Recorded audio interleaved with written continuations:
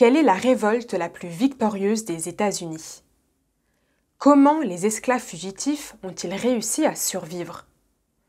Qui est l'héroïne qui a libéré plus de 1000 Africains dans les Caraïbes? On rend hommage à 3 icônes de la résistance contre l'esclavage.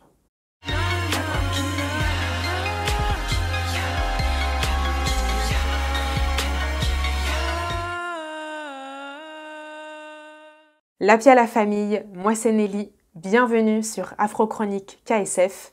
Et comme tu l'as vu, on va découvrir 3 héros qui ont non seulement combattu, mais aussi vaincu le système esclavagiste aux Amériques. On l'a expliqué dans une précédente vidéo, la véritable cause de l'abolition de l'esclavage est la résistance des Africains qui a pris de nombreuses formes, notamment par les armes. Les soulèvements, guerres et révoltes sont beaucoup trop nombreux pour tous les aborder. J'ai donc choisi pour cet épisode de te présenter 3 d'entre eux. Le premier libérateur des Amériques. C'est le titre qui a été donné à Yanga ou Nyanga, compte tenu de la prouesse de ses actes. Probablement originaire de l'actuel Gabon, certaines sources indiquent que Yanga était de descendance royale. Il est capturé au milieu du XVIe siècle et vendu comme esclave dans l'actuel Mexique où il est baptisé Gaspard.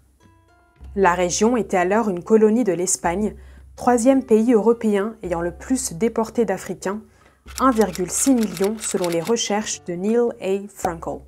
Ce nombre évalue les captifs à leur arrivée aux Amériques et non au départ de l'Afrique. Selon les spécialistes, ce sont entre 15 et 40% des Africains qui mouraient sur les bateaux des terribles conditions de la traversée, de tentatives de révolte, d'assassinat ou par suicide. Yanga survit à cette traversée. Il est envoyé sur la côte est du Mexique, dans l'actuel état de Veracruz. Vers 1570, lui et d'autres compagnons organisent leur fuite et s'installent près du plus haut volcan d'Amérique du Nord. Cette localisation leur permet d'avoir une vue élargie des environs et ainsi anticiper les attaques. Yanga est le chef de cette communauté d'Africains libérés, rejoint par de plus en plus de fugitifs. Il fonde une société organisée et dirige de nombreux raids pour libérer d'autres esclavagisés. Ils joignent également leurs forces avec les Américains natifs. Coupés du reste de la région dû à leur statut d'esclaves en fuite, ils ciblent les caravanes espagnoles qui apportent des vivres depuis la capitale et subviennent ainsi en partie à leurs besoins. Une trentaine d'années plus tard, en 1609, le vice-roi de ce qui est appelé la Nueva España décide de reprendre le contrôle de la région. En plus de la disparition d'une main-d'œuvre gratuite, la saisie des caravanes provoque des pertes financières importantes. Plus de 500 soldats espagnols sont envoyés pour combattre la communauté. Malgré son âge avancé, Yanga endosse une nouvelle fois le rôle de stratège militaire. Il tente d'abord une résolution pacifique en envoyant des propositions de paix par l'intermédiaire d'un captif espagnol. Le vice-roi refuse et engage les combats. Avant de savoir la suite, pense bien à mettre un j'aime, à t'abonner et à activer la cloche. Merci à toutes les personnes qui soutiennent mon travail en commentant la vidéo et en laissant défiler une pub. Face aux armées espagnoles, les Africains sont tenaces, organisés et connaissent parfaitement leur environnement. Les pertes de chaque côté sont nombreuses et les colons finissent par atteindre le campement qu'ils incendient. Toutefois, la majorité des occupants avaient pu s'échapper dans les hauteurs, inaccessibles pour l'armée espagnole. Définitivement bloquée, l'Espagne finit par accepter de signer un traité de paix en novembre 1630. Yanga doit faire de grandes concessions. Il accepte d'aider les armées coloniales en cas d'attaque extérieure et de ne plus accueillir les Africains fugitifs. Par ailleurs, le gouvernement demande à ce que des prêtres puissent venir dans la communauté dans le but de les convertir au christianisme. Étonnant. En échange, l'Espagne reconnaît le territoire de la communauté de Yanga comme une région autonome. Je ne sais pas si tu te rends compte de l'exploit, mais on est en plein essor de la traite occidentalo-chrétienne et ce sont environ 500 Africains qui arrachent leur liberté au pouvoir colonial. C'est juste incroyable.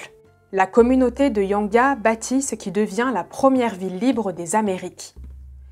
Baptisée d'abord San Lorenzo de los Negros, Saint-Laurent des Nègres, on se demande bien qui a pu donner un nom pareil, la ville est renommée Yanga en 1932. Si cette grande icône du combat contre l'esclavage reste encore trop méconnue à l'échelle internationale, la population de la ville qui porte son nom honore sa mémoire par les récits de ses exploits, les arts, des monuments ou encore des célébrations.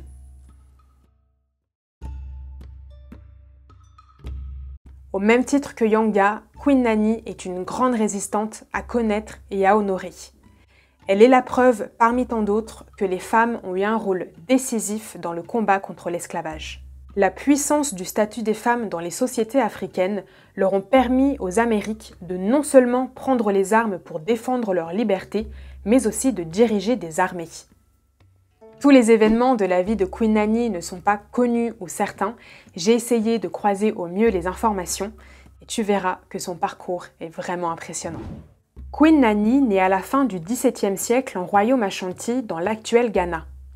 Elle est notamment initiée au génie militaire, à la connaissance des plantes et à la spiritualité, compétences qui s'avéreront plus tard vitales. La localisation du royaume Ashanti le transforme en l'une des funestes destinations de la traite occidentalo-chrétienne. Nanny est capturée puis déportée en Jamaïque, alors colonie britannique.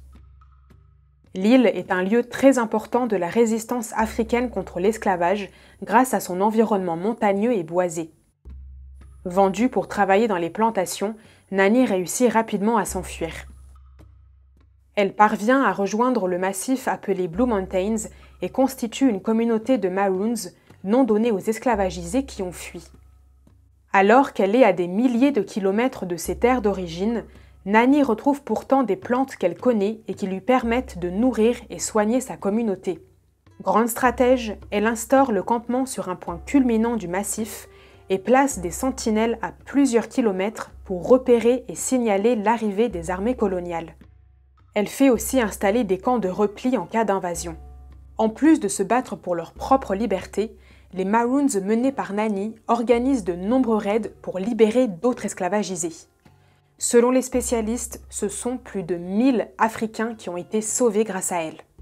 Ce qui sera nommé Nanny Town n'est pas la seule communauté de Maroons de Jamaïque. Plus que de simples campements, ce sont de véritables sociétés organisées qui ont pris soin de préserver leur culture et leurs connaissances ancestrales. Les communautés d'Africains libérés s'élargissent et deviennent une menace de plus en plus grande pour les colons. Les autorités britanniques décident finalement en 1728 d'envoyer l'armée pour les combattre. C'est le début de la Première Guerre marronne. L'armée coloniale est plus nombreuse et mieux équipée, mais les Maroons connaissent parfaitement leur environnement et mettent en place une stratégie militaire efficace. La guerre s'enlise dans le temps.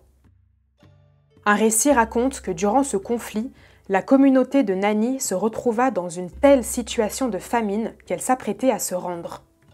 Mais elle entendit soudain la voix de ses ancêtres lui dire de ne pas abandonner et d'attendre le lendemain. Quand elle se réveilla, Nanny trouva des graines de courge dans sa poche qu'elle planta.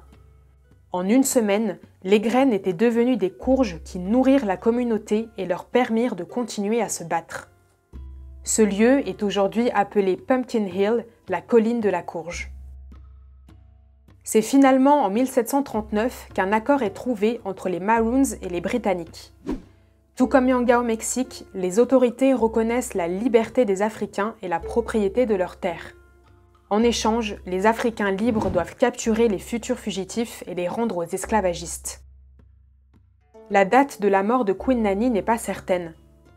Les Britanniques affirment en 1733 qu'elle a été tuée par, je cite, « un esclave loyal » recruté comme soldat pour combattre les Maroons. Cette information n'a toutefois pas été vérifiée et d'autres affirment qu'elle est morte libre de vieillesse dans les années 1760. Nanny a été enterrée dans la tombe appelée Bump Grave dans la ville de Moortown. Elle a été déclarée héroïne nationale de la Jamaïque en 1976 et les billets de 500 $ jamaïcains sont à son effigie. Pour comprendre la victoire de cette révolte, il faut savoir qu'en 1833, le gouvernement britannique vote l'abolition de l'esclavage dans ses colonies. Oui, parce que jusqu'à cette date, l'esclavage était interdit en métropole, mais légal dans les territoires d'outre-mer. Une nouvelle fois, cette abolition a été provoquée par la résistance des Africains, notamment la révolte conduite par Samuel Sharp en 1832. Elle devait être à l'origine une marche pacifique pour réclamer la liberté des esclavagisés, mais deviendra finalement la plus grande révolte d'esclaves de Jamaïque à leur colonie britannique. L'année suivante, l'esclavage devient illégal dans l'ensemble de l'Empire britannique, mais aux États-Unis, seule la déportation d'Africains est interdite. C'est-à-dire qu'officiellement, il n'y a plus de traite transatlantique, mais l'esclavage est toujours légal sur le territoire. C'est dans ce contexte que Madison Washington, né esclave aux États-Unis, s'enfuit à l'âge de 25 ans au Canada. Il suit le chemin de fer clandestin, le réseau des fugitifs organisé par Harriet Tubman, grande héroïne de la résistance contre l'esclavage. Washington veut toutefois retourner dans l'ancienne plantation pour libérer sa femme Suzanne. Sur le chemin du retour, il est capturé et revendu comme esclave. Mais le destin leur donnera une nouvelle chance. En 1841, le bateau dénommé Créole part en direction de la Nouvelle-Orléans. Il transporte 135 esclavagisés, dont Madison Washington, qui fait office de cuisinier pour les captifs. Ce poste lui permet de se déplacer plus facilement et d'observer la routine de l'équipage. Le 7 novembre 1841, Washington et une dizaine d'autres esclavagisés se révoltent. Ils tuent l'un des marchands d'esclaves, fouettent le capitaine et prennent le contrôle du navire.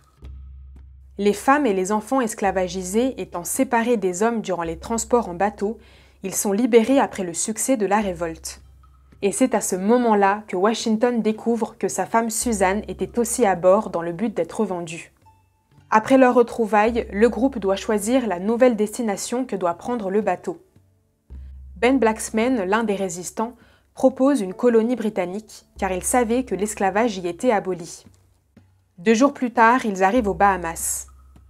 Les autorités de l'archipel doivent gérer ce cas délicat avec les États-Unis qui réclament l'extradition des rebelles.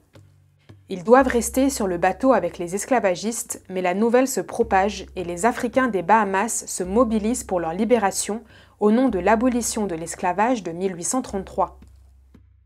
Après plusieurs mois de batailles juridiques et diplomatiques, les Africains du Créole sont finalement libérés en avril 1842, excepté 5 qui choisissent de rester sur le bateau et de redevenir esclaves. En libérant plus de 128 esclavagisés, la révolte initiée par Madison Washington deviendra l'une des plus victorieuses de l'histoire des États-Unis.